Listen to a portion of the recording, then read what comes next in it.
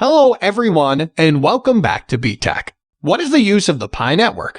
Cryptocurrency PiNetwork is a cryptocurrency with the main purpose of global payment ecosystem. This is an alternative to legal tender, allowing you to use your Pi to purchase goods. Also, this is to remove the exchange rate difference by making it possible to purchase certain goods with the same value of Pi. Let me go into a little more detail. Before we dive into the video, hit the like and subscribe button.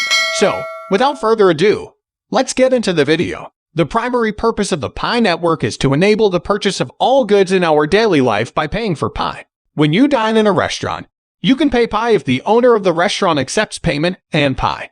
The same is true when buying a book in a bookstore or buying clothes in a department store. In other words, the main purpose of the core team is to establish a payment ecosystem that can be used in daily life around the world. Using Pi, let's say you are selling a desk for $100. This means if you buy the desk in the US, or for $100 if you pay in USD. However, if this desk is being sold in another country, a variable called tariff comes into play. Or if you buy this desk and other fiat currencies such as euros, yen, etc., a variable called exchange rate comes into play.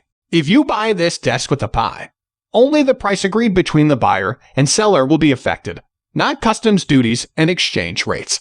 If this desk is recognized by everyone in the world as a consensus price of 10 Pi, the price of this desk will be 10 Pi no matter where in the world this desk is traded. This is the second purpose of the PiNetwork. The current PiNetwork is getting more expectations in emerging or developing countries than in developed countries. The reason is, of course, that the exchange rate of $1 is perceived as a relatively larger amount. But there are other reasons as well. There are countries where banks are too far from where they live, or so backward that most of the people do not know how to use banks. Alternatively, there's no problem in using a bank.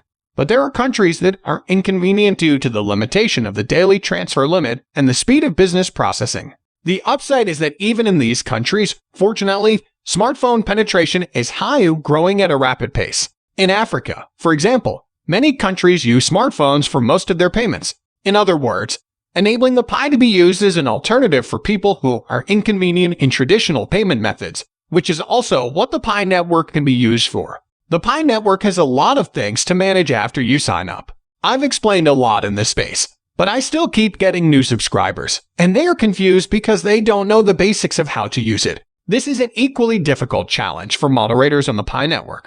Moderators were selected by the Pi core team in the early days of the PiNetwork's launch. They were selected from each country, and one of their tasks was to answer a number of questions. However, the same question about basic usage is repeated dozens or hundreds of times a day, and moderators in each country are very tired. As a way to solve this problem, there's a page that has been created in the form of a wiki encyclopedia that summarizes the most frequently asked questions by new subscribers. This is not an official answer from the Pi core team. It's just a compilation of responses from moderators. However, moderators are basically trustworthy as they receive information about the answers from the core team and pass it on to us. With that, we've come to the end of the video. Kindly subscribe and click on the bell icon for more interesting daily cryptocurrency latest news and update. If you find this video helpful and interesting, kindly consider liking and sharing our videos with your friend. As thank you for watching, and see you in the next one.